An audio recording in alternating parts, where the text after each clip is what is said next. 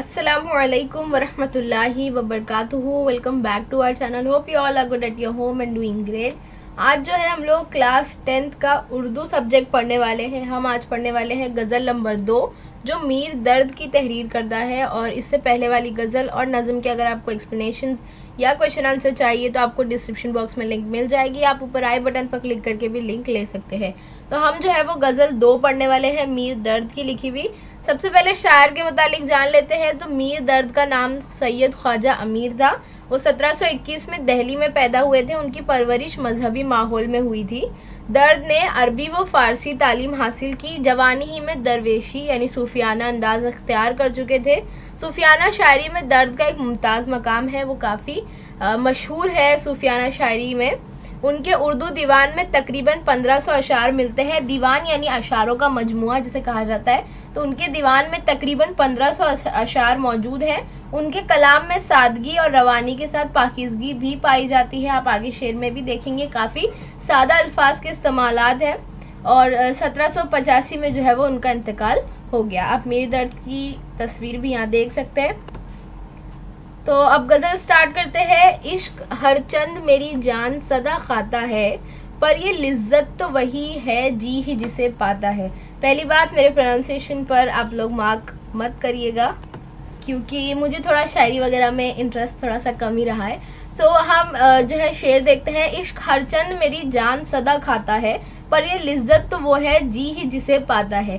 Simply आपको अल्फाज से भी समझ में आएगा कि शायर जो है वो यहाँ पर इश्क के जो दुनियावी इश्क है उसके मुतालिक बात कर रहे हैं। शायर अपने महबूब के मुतालिक बात कर रहे हैं कि जो इश्क है वो हमेशा हर चंद जो है वो मेरी जान खाता है। यानी इश्क से जो है वो मुझे तकलीफ होती है, परेशानी होती है, लेकिन जो लिज्जत यानी जो उसमें एक खुशी है, जो एक तड़प है, वो मेरे दिल को जो है वो अच्छी भी लगती है। यानी चाहे वो जितना मुझे परेशान करता हो, जितनी मुझे उसकी वजह से तकलीफें होती है, फिर भी जो वो जज्बा है, वो जो एहसास है, वो मेरे दिल को बहुत ही अच्छा लगता है। अब लिखने के अंदाज में कहें तो शायर कहता है कि इश्क आसान नहीं है। इश्क हर हाल में फिक्र व परेशानी और तकलीफ का बास होता है। बास होता है यानी वजह होती है, लेकिन ये एक ऐसा जज्बा है जो बावजूद हजारहा तकालीफ और परेशानियों के एक आशिक सादिक को, एक सच्चे आशिक को अजीज होता है।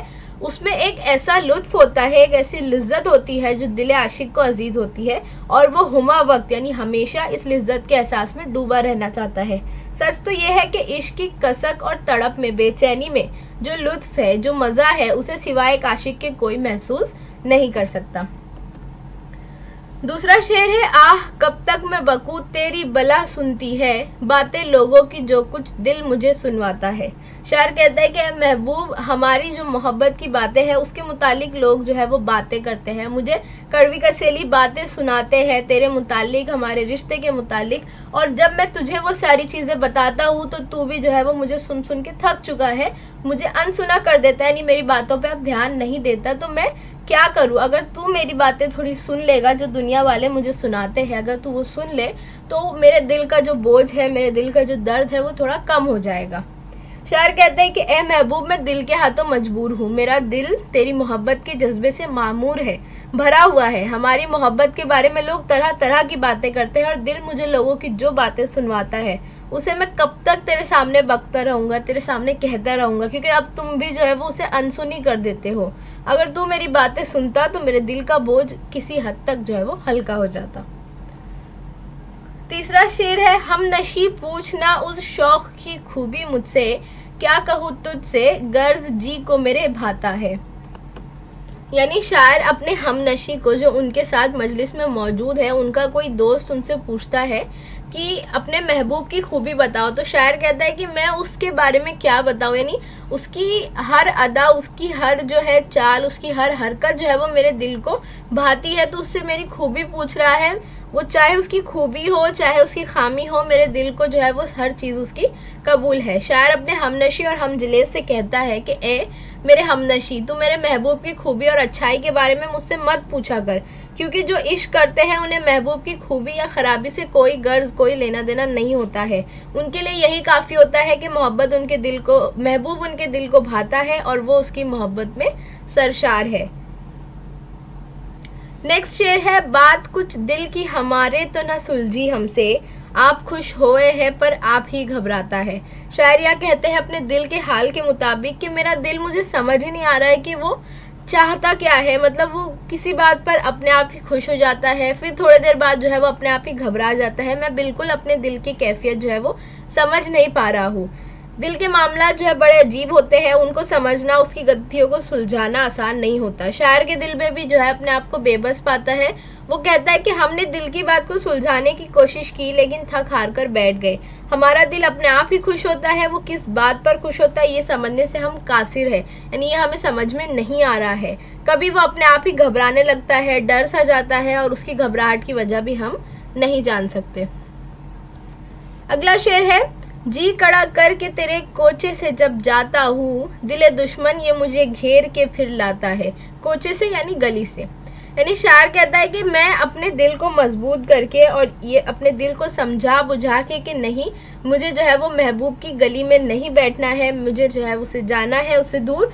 मैं जैसे ही जाने की कोशिश करता हूँ, मेरा दिल फिर जो है वो मुझे वापस अपने महबूब की गली में, अपने महबूब के कोचे में जो है वो ले आता है। और वो जो है शायर के दिल, मतलब दिल नहीं, दिमाग के खिलाफ, यानी शायर चाहता है कि वो महबूब की गली से चले जाए लेकिन दिल उसे वापस वहां ले आता है। इसीलिए शायर ने अपने दिल को दुश्मन कहा है।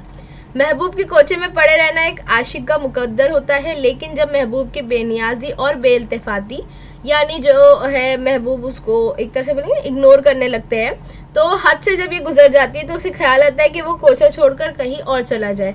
कुछ ऐसी ही कैफियत शायर की भी है। वो कहता है कि जब मैं जी कड़ा करके, यानी दिल मजबूत करके और एकदम मजबूत फैसला करके जब महबूब के कोचे से चला जाता हूँ, हालांकि मेरी तबीयत गवारा नहीं करती, लेकिन फिर भी जो है वो मैं दिल के हाथों मजबूर हो जाता हूँ और दिल दुश्मन मुझे फिर घेर कर उसी गली में ले आता है। वैसे ये शेर और ये पूरी गज़ल जो है वो दुनियावी इश्क पर और महबूब के इश्क पर जो है वो ज़्यादातर मुबनी है। दर्द की कद्र मेरे यार समझना वल्लाह, ऐसा आज़ाद तेरे दाम में यूं आता है। दाम में यानी तेरे जाल में फंसना, उस तरह का जो है इसका मानी है। यानी शायर कहता है दर्द, यानी वो खुद अपना तखल्लुस इस्तेमाल कर रहा है। ये मक्ता का शेर है। शायर कहता है कि ऐ मेरे यार, है मेरे महबूब, मेरी कदर किया कर। मेरे जैसा आज़ाद इंसान, मेरे जैसा इंसान जो किसी की मोहब्बत में गिरफ्तार नहीं होता, वो यूं इतनी आसानी से जो है वो तेरी मोहब्बत को गिरफ्तार हो गया है। शायर एक आज़ाद मंश और आज़ाद तबे शख्स है, उसे किसी का पाबंद रहना गवारा नहीं है। उसके बावजूद वो मोहब्बत के दामे महबूब के दामे मोहब्बत में गिरफ्तार है। इसीलिए वो महबूब से कहता है कि ए मेरे यार, तू दर्द की यानी मेरी कदर व कीमत को समझ और गमजे यानी नखरे मत दिखा और उसके साथ तगाफुल ना बरत, उसको इग्नोर मत कर। शायर अपने दोस्त महबूब को अपनी कदर का अंदाजा कराते हुए नसीहत करता है कि ए दोस्त, तू मेरी और मेरे जज्बात, मेरी उल्फत व मोहब्बत व मेरे खुलूस की कदर कर, क्योंकि मेरे जैसा बावफा उल्फत करने वाला, मोहब्बत करने वाला जो तेरे दामे उल्फत में इस कदर आसानी से गिरफ्तार है, तो तू उसकी कदर कर, क्योंकि ऐसे लोग जो है वो नसीब वालों को ही मिलते हैं।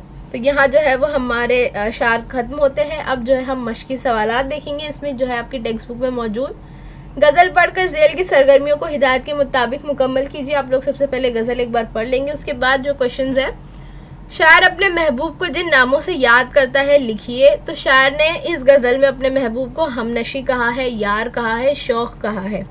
शायर के दिल को दुश्मन कहने का सबब तहरीर कीजिए। मैंने अभी आपको बताया शायर का दिल उसे अपने महबूब के दामे उल्फत से बाहर निकलने नहीं देता और बार बार उसे महबूब के कोचे में यानी गली में जाने पर मजबूर करता है।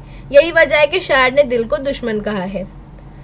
इश्क जान खाता है, शायर फिर भी इश्क करता है, इसकी वजह बयान कीजिए। तो ये पहले शेर का हवाला है।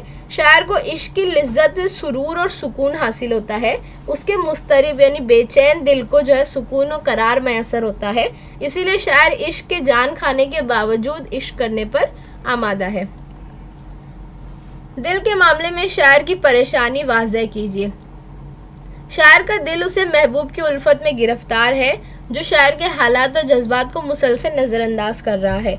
उसके सबब शायर को जो है वो लोगों की बातें सुननी पड़ती है, लेकिन महबूब पर उसका कोई असर नहीं होता और वो जो है शायर पर नजर इल्तिफात नहीं कर रहा है, यानी शायर की तरफ जो है वो ध्यान नहीं दे रहा है। नेक्स्ट है, दर्द की कद्र करने की नसीहत का राज बयान कीजिए। तो ये आखिरी शेर के मुतालिक है। शायर अपने दोस्त को अपनी कदर का अंदाज़ा कराते हुए नसीहत करता है कि ए दोस्त, तू मेरी और मेरे जज्बात, मेरे एहसास, मेरे उल्फत, मोहब्बत व खुलूस की कदर कर, क्योंकि मुझ जैसा बावफा उल्फत करने वाला जो तेरे दाम उल्फत में इस कदर आसानी से गिरफ्तार हुआ है, तो उसकी कदर कर, क्योंकि ऐसे लोग नसीब वालों को ही मिलते हैं। आखिरी है, और ये जो है पेशे दर्स में से सवाल पूछा गया है, गज़ल की उमूमी मौजू बयान कीजिए, वाज़ेह कीजिए। यानी गज़ल नॉर्मली जो है वो कौन से टॉपिक्स पर लिखी जाती है? तो आमतौर पर एकदम जर्नली देखें तो गज़ल का मौजू इश्क और मोहब्बत ही होता है, क्योंकि गज़ल की लघवी मानी भी जो है औरतों से राज व नियाज की बातें करना है। लेकिन मीर दर्द की गज़ल जो है वो सूफियाना यानी इश्क हकीकी और इश्क मजाजी दोनों पहलू में जो है वो शामिल है, यानी दीनी और दुनियावी इश्क दोनों जो है पहलू इसमें निकाल सकते हैं। ज़ेल के शेर की तशरीह अपने लफ्ज़ों में कीजिए। आप लोग यहाँ से समझकर अपने अल्फाज में लिखने की कोशिश करें। और हम जानते हैं शेर की तशरीह करने के लिए सबसे पहले जो है उसका हवाला लिखा जाता है, यानी वो किस नज़म या गज़ल से है और वो जो है उसके शायर कौन है। हम नशी पूछना उस शौक की खूबी मुझसे, क्या कहूँ तुझसे गर्ज जी को मेरे भाता है। हवाला है इसका मंदजब वाला शेर, यानी ऊपर दिया गया शेर दरसी किताब की गज़ल नंबर 2 से माखूज है, लिया गया है। इसके शायर मीर दर्द है। तशरीह लिखेंगे, शायर अपने हमनशी व हमजलेस से कहता है कि ए मेरे हमनशी, तो मेरे महबूब की खूबी और अच्छाई के बारे में मुझसे मत पूछ, क्योंकि जो इश्क करते हैं उन्हें महबूब की खूबी और ख़राबी से कोई गर्ज नहीं होता। उनके लिए यही काफ़ी है कि महबूब उनके दिल को भाता है और वो उसकी मोहब्बत में सरशार है। नेक्स्ट है, गज़ल से रदीफ और काफिये तरतीबवार लिखिए। काफिये यानी राइमिंग वर्ड होता है और रदीफ होता है जो शेर में, गज़ल के हर शेर में आखिर में जो एक वर्ड कॉमन आता है, बार बार रिपीट होता है, उसे रदीफ कहते हैं। तो काफिया इसमें है खाता, पाता, सुनवाता, घबराता, लाता, आता, और रदीफ इसमें इस्तेमाल हुआ है। अब है, गज़ल से 3 मुहावरों को तहरीर कीजिए। तो मैं आपको 3 मिसरे बता रही हूँ और उसमें जो है वो 3 मुहावरे इस्तेमाल हुए हैं। पहले शेर की जो पहली लाइन थी, इश्क हरचंद मेरी जान सदा खाता है, तो जान खाना जो एक मुहावरा है, यानी परेशान करना। फिर एक शेर था, क्या कहूँ तुझसे गर्ज जी को मेरे भाता है, हम नशी वाला शेर, तो जी को भाना यानी जी दिल को अच्छा लगना, वो भी जो है एक मुहावरा है। और एक जी कड़ा करके तेरे कूचे से जब जाता हूँ, दिले दुश्मन वाला शेर, तो जी कड़ा करना यानी दिल मतलब मजबूत फैसला करके जाना, हिम्मत करके जाना, तो ये भी जो है वो मुहावरा हुआ। अब है, शेर लिखिए। आपको मक्ता और मतला का शेर लिखना है। मक्ता हम जानते हैं ऐसा शेर जिसमें शायर अपना तखल्लुस या अपना नाम इस्तेमाल करता है, और मतला जो गज़ल का पहला शेर होता है। तो मक्ता है, दर्द की कद्र मेरे यार समझना, वल्लाह ऐसा आज़ाद तेरे दाम में यूं आता है। और मतला का शेर था, इश्क हरचंद मेरी जान सदा खाता है, पर ये लिज्जत तो वो है जी ही जिसे पाता है। उसके बाद क्वेश्चन है, गज़ल के 2 मिसरों में शायर ने लफ्ज जी का इस्तेमाल किया है। तो यहाँ जी से क्या मुराद है? यहाँ जी से मुराद है दिल, जान, मन जो हमारा है, उस जो है जी मतलब जी के मुतालिक यहाँ पे जी के मायने लिए गए हैं दिल और मन के मुताबिक। इश्क हरचंद मेरी जान सदा खाता है, इस मिसरे की रोशनी में इश्क की वजाहत की जानी। इस मिसरे से इश्क के मुतालिक क्या राय कायम होती है वो बताए। तो इस मिसरे की रोशनी में जब कोई शख्स दामे उल्फत में यानी मोहब्बत में गिरफ्तार होता है तो वो मुस्तरिब और बेचैन हो जाता है, उसे किसी किस्म का सुकून और करार नहीं आता, उसका जी किसी काम में नहीं लगता है, वो दोस्त की बेइतनाई से परेशान रहता है, यानी दोस्त जो उसे नज़रअंदाज करता है, उस पर ध्यान नहीं देता, उससे वो परेशान रहता है, दोस्त की याद में हर पल तड़पता रहता है और अपने आप को तकलीफ देता है। इस मिसरे से इश्क के मुताबिक ये समझ में आता है। So with that note will end this video. अगर आपको कोई कन्फ्यूजन है तो नीचे कमेंट करिए, like share and subscribe to my channel. Thank you for watching, bye bye.